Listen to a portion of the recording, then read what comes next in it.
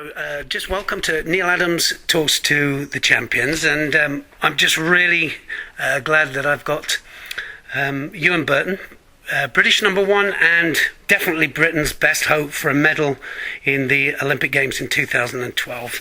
Euan, thank you very much for agreeing to do this interview with me, and so I'm just going to really start this off just to ask you how it all began for you.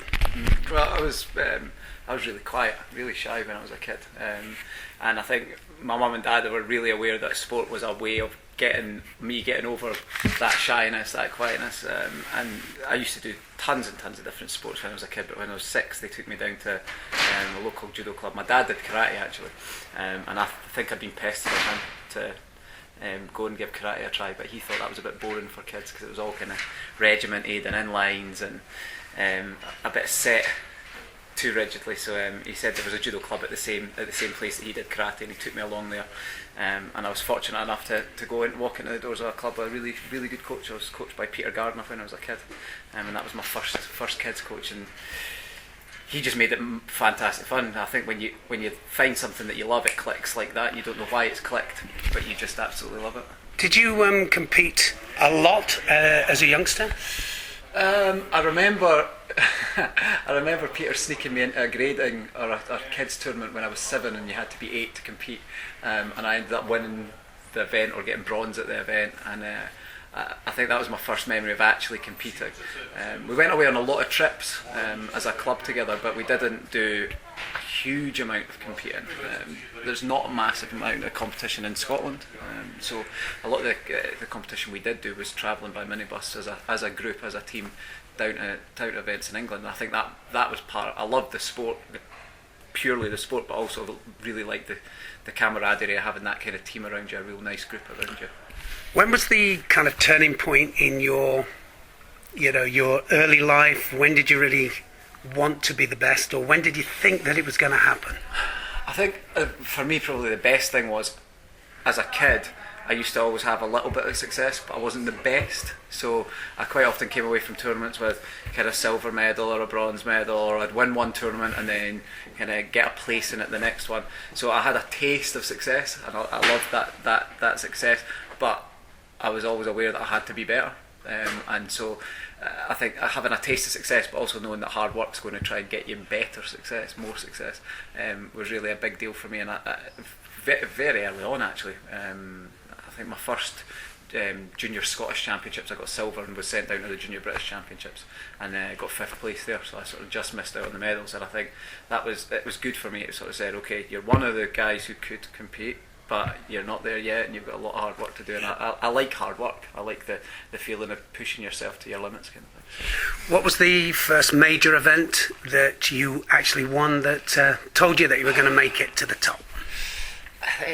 When I was a junior, I made the British junior team on my very last year as a junior, so I'd never been on the British national team until the very last year I could be on the British junior team, and then that year I won 3 or 4 junior A tournament medals, and myself and another lad on the team, Thomas Cousins, were sent head to head to 3 events, and we both got bronze at the first one, both got 5th place at the second one, and both got to the final of the third one. He won the final of the third one, so he went to the Junior Worlds and Junior Europeans that year, won the Junior Europeans and got silver at the Junior Worlds, and it was neck and neck between us. So I think that was again a point where it was a reference point for me to know that I could get to the top, but I still needed to work hard. And I think that point I really pushed hard. I decided to go full time at that point, and from there I started getting a bit more success, and became senior #1 when I was 22, 23.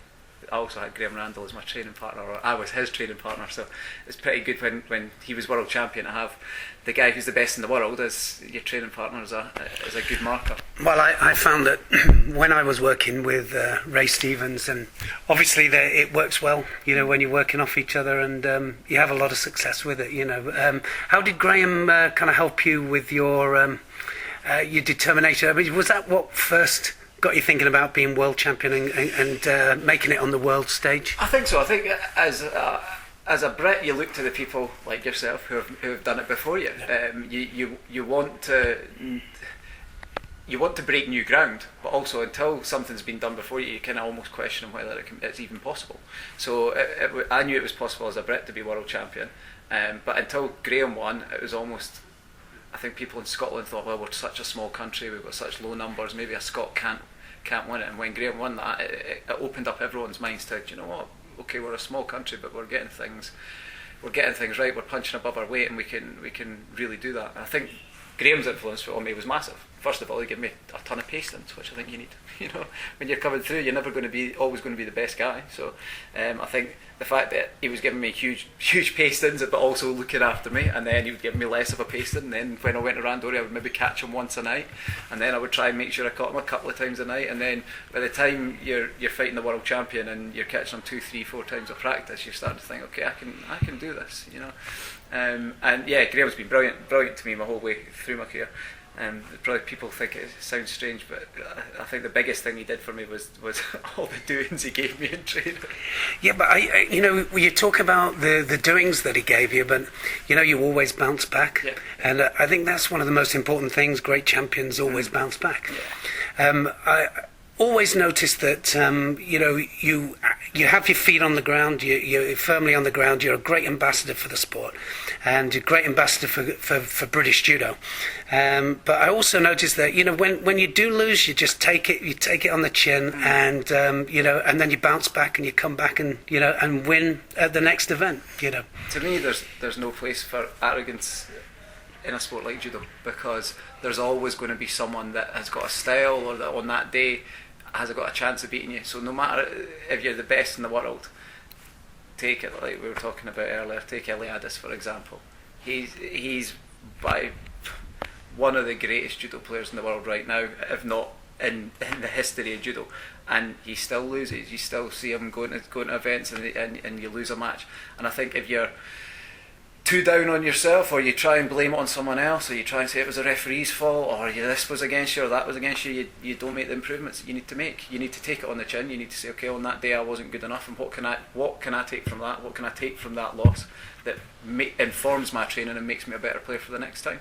And just the same way, if you end up on the top of the podium, it's a great day, but you can't sit back and be complacent. You can't think that's always going to happen, because without the hard work, everybody's pushing their game on, and if you don't do that, then you're going to get left behind. We were talking about his special qualities, weren't we? And and you have the same qualities for me, which makes it special. It is that you're a hard worker. You work very, very hard, and you take your sport very, very seriously. But I think that you also have other things outside. I mean, what are your interests outside judo? Well, my girlfriend lives in London, so I like travelling down to London and spending a bit of time down there. My brother's down there as well now, so it's good to do that. I love my food, which unfortunately I can't partake in as much as I'd like to sometimes in the run at the tournament. So I enjoy cooking. I've been on a couple of cookery courses and bits and pieces, so I enjoy doing that. But I spend quite a lot of time also in Scotland doing schools visits and speaking to people in schools and in business about things that have happened in my judo career, and things that they can relate to to try and help them in business or in school. Particularly in schools, I really enjoy speaking to kids about my experiences, because like I've already said, I wasn't the great champion when I was a child, and I think a lot of kids can relate to that. They can relate to the fact that they might not be the best football player in the school, and if you're not the best football player in the school, PE teachers often dismiss you, or people, okay, they're not good at sport. So it's great to go along and speak to people and say, I wasn't the most naturally talented, but I loved what I do. I still love what I do, and I work very, very hard at it. And I think when kids realise, okay, if I love doing something, if I enjoy doing something, and if I give a massive amount of commitment to it, it can give me a huge amount back. What percentage do you think attitude plays to the whole process? It's huge. I think it's a massive bonus if you're talented.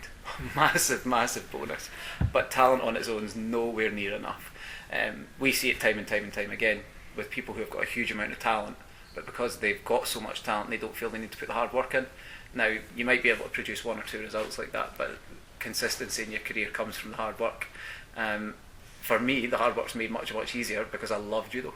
And if you go on the mat every day and enjoy what you do and love a scrap and love to go and test yourself, and what a great sport judo is for that, because the training's not boring. You know, there are a lot of sports where the training's hard work, and to me, it sounds like it probably isn't hugely interesting. People in those sports would probably tell you different. But judo's so interesting because even if you're fighting the same person every day, they're trying to come up with something different for you every time. They're trying to get a new plan for you, and you keep having to adjust your game. You keep having to think under the biggest physical pressures possible. I think it's a process, isn't it? Yeah. The whole thing's a process. Yeah. You've obviously 2012 Olympic Games, the most important ambition in your life. Yeah. To get that Olympic medal, Olympic champion would be great, you know. And what happens after the Olympic Games? We did talk a little bit about it yesterday, about maybe potentially the Commonwealth Games. Yeah, I mean, for me, absolutely, the Olympic Games is the pinnacle, and on top of that, it's a home games. You know, it doesn't come any bigger than that. So everything in my life at the moment is focused to try to be on the top of the podium in 2012. Yeah, I've never fought for Scotland as a senior. The last time I fought for Scotland, I would have been 18 years old. So to fight for Scotland would have a sort of special place, and might be a nice way for me to finish my career. I think one of the things my coach, one of the things Billy has always said to me is never say or never give a date that you're going to stop. He said you stop when you feel you should stop. He said because if you put a date on it, you feel pressure to stop on that date. And he said it might actually be you feel like you need to stop before then. It might be that you can carry on going for a year, 2 years after. So it's just very personal, yeah, isn't it? So I think at the moment I feel like I can still get the results. I think my results can get better, and I love what I do. You know, it would be different if it was hard work going to work every day. If I kept thinking, oh God, I can't be bothered going to judo. But it's not. It's the thing that brings me most enjoyment in my life is being on the mat and testing myself against people. So how have the new rules affected you? I think in a way they've probably been quite good for me, because I do stand up, and I do a lot of stand up judo. So the threat of having someone diving at your legs constantly isn't there as much as it was before. But I also used to get some big scores with Teguruma, so I think it's pluses and minuses. But like we were talking about before with training, it's a process. When the new rules came in, almost everyone had to adjust their judo somehow. Some had to make adjustments that were night and day. Some had to make small adjustments, and for me it was probably small adjustments. But on the whole, I'd probably say that they've probably been pretty good for me. I think that all great champions make the adjustments quite easily anyway. I was going to say how we've got such a hard qualification up to the Olympic Games. How do you think that's going to affect judo in the future? It's really difficult to say. The amount of tournaments we've got now is vast, and the IJF are talking about increasing that. You know, they're talking about doubling the amount of Grand Slams and Grand Prix and adding more World Cups. For me, the best thing about being British at the moment is the fact we don't have to compete in every single one of the qualification tournaments. If those number of tournaments is doubled again, you're going to be talking about a World Cup level or above tournament every weekend of the year. People can't sustain that. Your body can't sustain that kind of intense competition, because tournament is different from training. Everyone knows it. You know, you can come to a training camp and do 12 randoris in a session, and then people say, well, you only had 5 fights to win that tournament. Why are you so sore now? Why is it so much more difficult to recover from the tournament? In my opinion, I think that it will make shorter careers, yeah. And and also I think that what they're not looking at is coach burnout as well, because quite a few coaches are going to burn out early, which means the younger ones are going to come through, and we've got to develop those younger coaches. Which brings me to my next question. I mean, life after judo and into coaching, is that a possibility? Yeah, I think it's a definite possibility. I'm already working with the cadet group in Scotland, the 12 to 17 year olds, and I really enjoy that. But my heart lies, I think, with senior elite coaching. It's what I love doing, and I think it's where I could make the biggest difference in coaching. So I think that's where my heart would lie. So yeah, at some point, either after 2012 or possibly after 2014, I think I'd like to make a step into coaching, and it's another exciting step.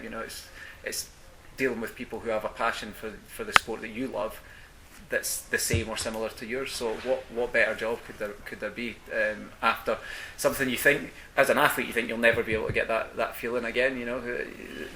everybody who's been an athlete and who is a successful athlete knows why they love it, and it seems difficult to place that kind of love into another type of job. I think coaching would be the closest thing. It is the closest thing. I mean, I can tell you from somebody that's done both, that you never do replace it, but it's the closest thing you'll get to it. Yeah. But I'm positive that you're going to make a fantastic transition over, and as I said before, great ambassador for the sport. I wish you all the very best of luck at the 2012 games, and really you deserve the medal, and you deserve even better than that if you come back with the first Olympic gold medal for Great Britain. I won't be jealous, I promise. All right, and you can do it. It's there, it's possible. Thank you very much. Just best of luck. Thank you.